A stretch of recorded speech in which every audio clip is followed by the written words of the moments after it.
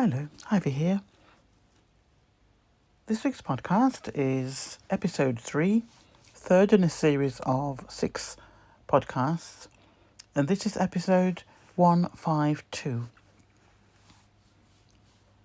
Just a quick note, this was meant to be a guest episode, 1 of 2, but please accept my apologies, but I only got around to sorting out a short list of guests last week, based on the topics of the 2 podcast episodes that I earmarked previously.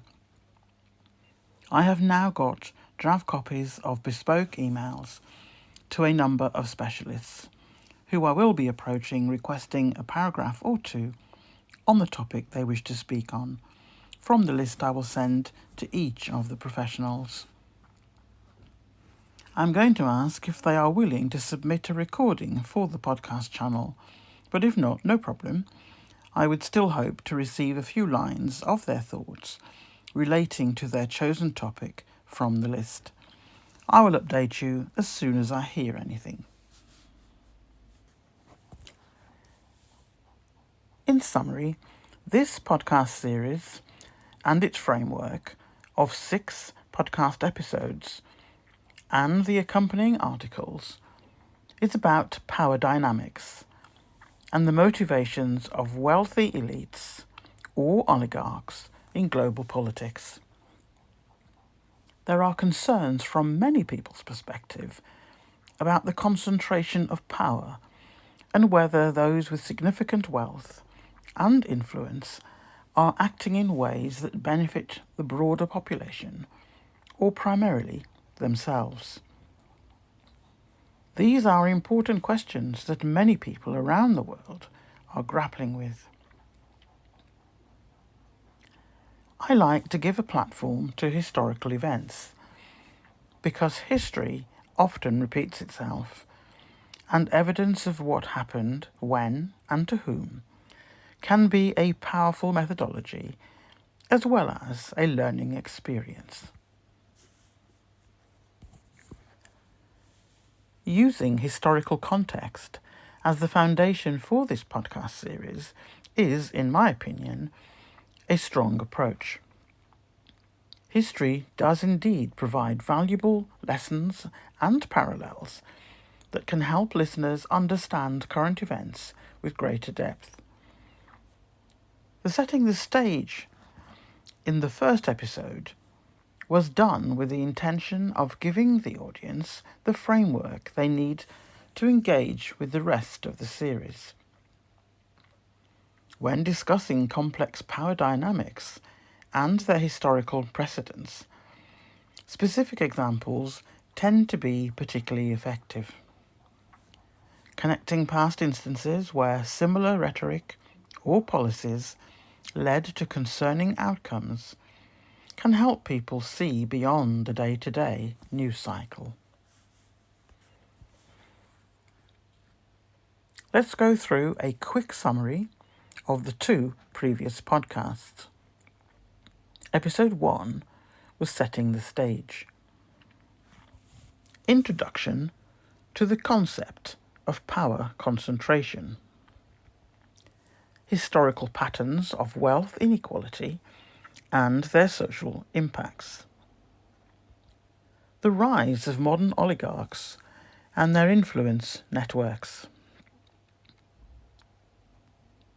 And in doing so, try to establish key metrics for measuring power concentration, wealth gaps, political influence, media ownership.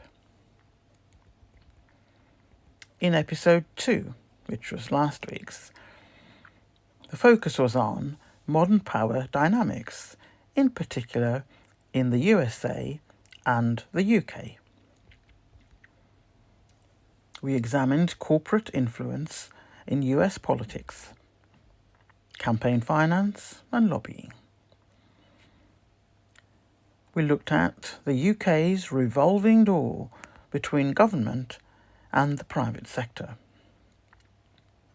The role of think tanks and policy institutes in shaping legislation. And when we looked at think tanks, I made reference to the Heritage Foundation as being just one. Specific examples: tech billionaires growing political influence, rapid workforce reductions. This week's podcast theme is global expansion of power, looking at the US territorial ambitions, discussions about Greenland, relationships with Canada and Mexico. Historical parallels, territorial expansion in different eras, modern economic colonialism versus traditional imperialism. And we were going to have a guest perspective, historian or political scientist specialising in geopolitics. That will still happen, but it will be a little bit further down in this series. So, let's go into a little bit more detail. Global expansion of power. The modern forms of expansionism, economic, territorial, and digital empire building. 1. USA territorial ambitions and strategic interests. Greenland. Purchase discussions. Why does the US still seek territorial expansion? The United States continues to demonstrate interest in strategic land acquisitions, echoing its historical patterns. Talk of purchasing Greenland wasn't a joke. It signalled enduring ambitions for military and resource dominance in the Arctic. Greenland signals US strategic interests in Arctic resource control and military positioning. The island's strategic location and potential mineral resources make it a geopolitical focal point, with increasing tensions between the US interests and Danish sovereignty. Canada and Mexico. Economic leverage over Canada and Mexico through trade deals and border policy reflects a quiet strategy of influence and control, not unlike a modern-day soft annexation via trade agreements. Canada and Mexico demonstrates US economic leverage through trade agreements like USMCA, United States-Mexico-Canada Agreement. Border policies and economic dependencies create subtle mechanisms of control beyond traditional territorial expansion. As with the first 2 episodes of this series, for each of our sections, there will be a historical comparison or comparisons to give explanation to what's going on currently. So in this case, past comparisons: the Louisiana Purchase, 1803, annexation of Hawaii, 1898, and the Philippines. The echoes of the Louisiana Purchase and Hawaii's annexation remind us that expansionism often comes dressed as diplomacy.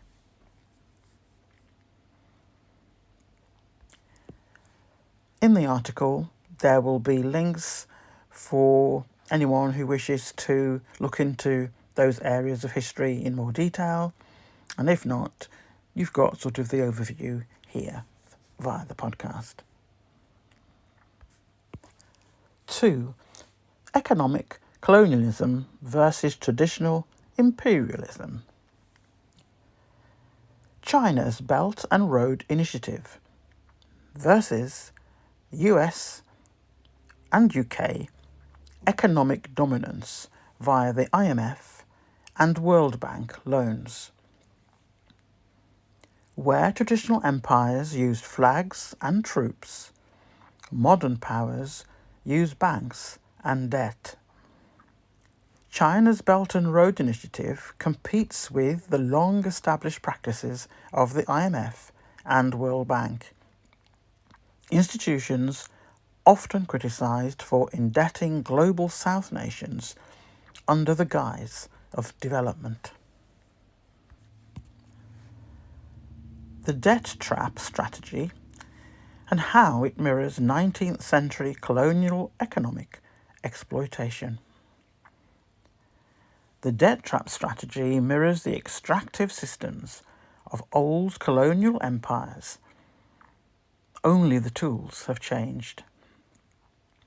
Mirrors 19th century colonial economic models where financial agreements create long-term economic dependency.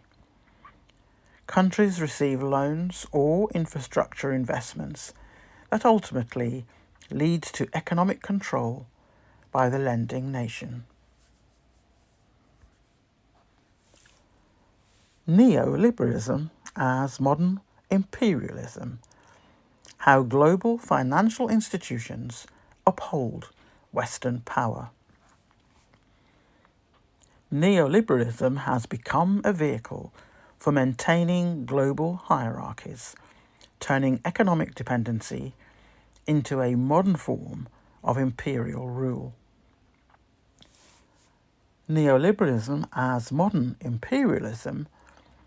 Global financial institutions like the IMF and World Bank enforce economic policies that predominantly benefit Western economic interests, often at the expense of developing nations' economic autonomy. Historic parallels. Expansionism through the ages. The scramble for Africa, 1880s to 1914. Financial extraction with local elite collaboration. The late 19th century scramble for Africa saw European powers carve up the continent with help from the local elites, a pattern we still see today when multinational corporations form alliances with regional governments for resource extraction. This period exemplifies how economic interests can drive territorial and political control.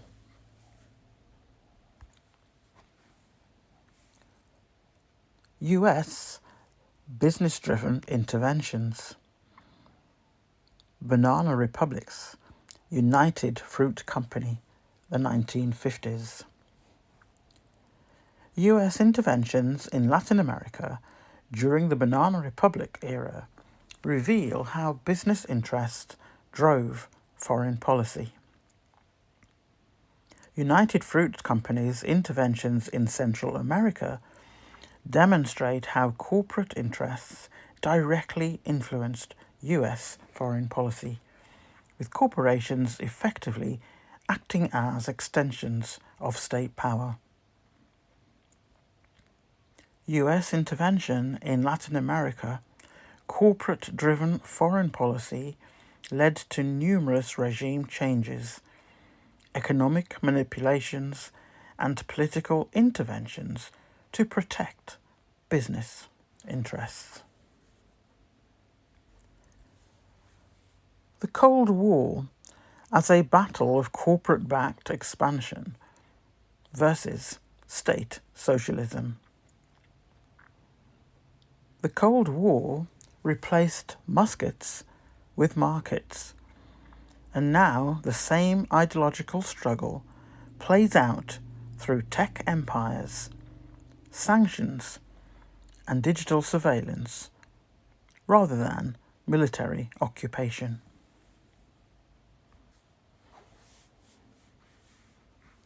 the guest perspective. This is just a general description of what we're looking for to add to this podcast framework of 6 episodes. So I'll give you a few lines of general things that that will be sent out to a number of experts who I'm going to name shortly, and from that they can choose their particular topic that they wish to speak on, if they wish to speak at all. So from the guest perspective, a historian specialising in global power shifts would be able to add depth. Could discuss post-Soviet realignment and the rise of multipolarity. Bringing in a historian specialising in global power shifts would provide crucial insight into how these patterns evolve over time. A discussion on post-Soviet realignment and the ongoing shift to a multipolar world could highlight how today's geopolitical contests reflect centuries-old dynamics. Only the actors and technology have changed. Their perspective could ground the podcast in deep context, showing how the past informs the power plays of today. Here is a list of economists and historians, some well established, others emerging, whose work intersects with the themes in the podcast series. Some are known for public engagement and sound as if they could be very good candidates in terms of giving, say, a 20 to 30 minute guest spot in the future. In the interim, I am going to contact all of these economists and politicians listed below to see whether or not they would be willing to provide a paragraph or two of their thoughts on our topics and their impact on the various populations. First of all, economists and economic historians. These individuals explore imperialism, debt economics, global inequality, and development. First one, Michael Hudson. Focus: economic imperialism, debt traps, neoliberalism. Notable work: Super Imperialism, the economic strategy of American empire. Why he fits. Directly critiques US economic dominance and the IMF system. Has podcasted and given interviews often. 2. Hajun Chang.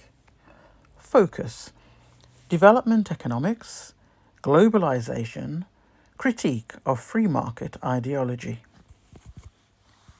Notable work: Bad Samaritans, 23 things they don't tell you about capitalism. Why he fits. Accessible speaker with strong critique of Western economic policy towards developing nations. 3. Yanis Varoufakis. Focus: global capitalism, European and US power dynamics, former Greek finance minister. Notable work: Adults in the Room, The Global Minotaur. Why he fits. Critical of US-led economic policy, known for clear communication and participation in media. 4. Nomi Prince.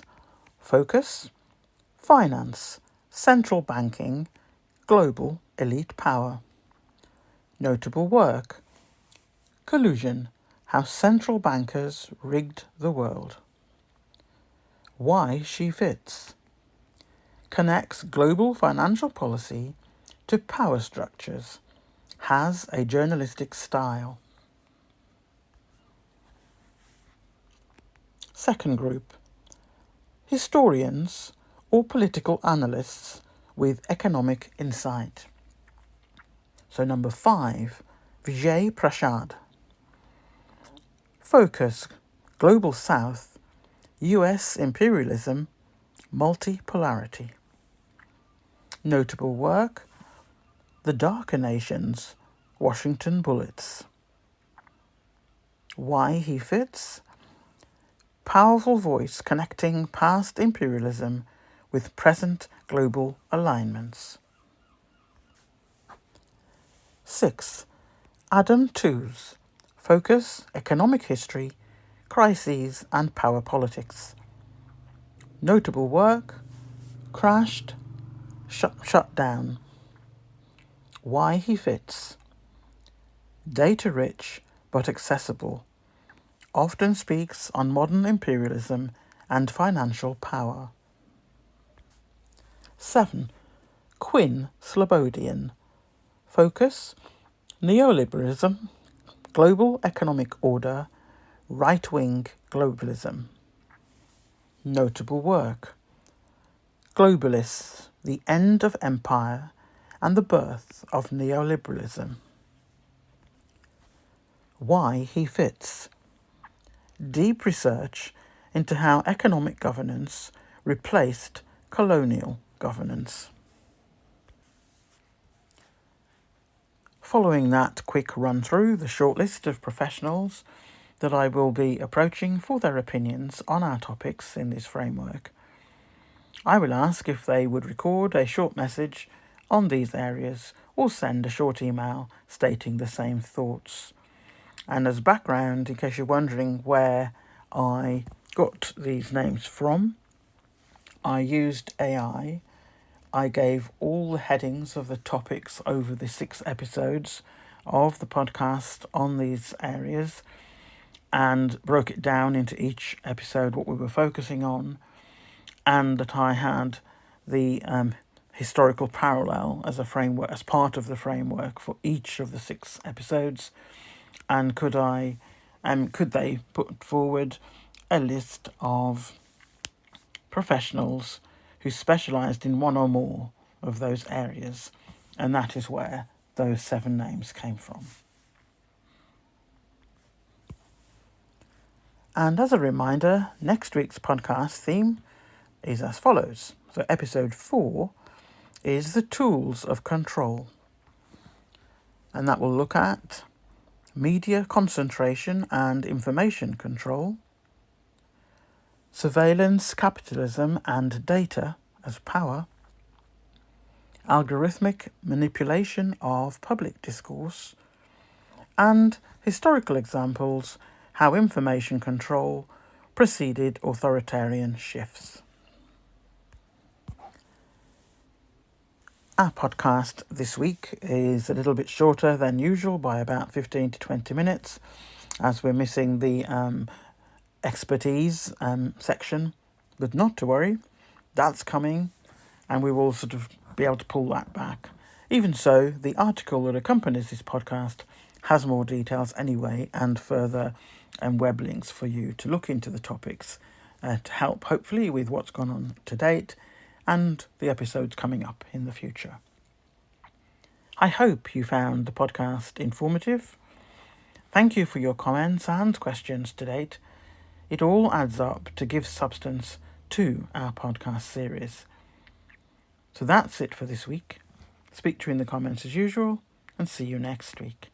So bye from me. Bye from Ivy. Bye.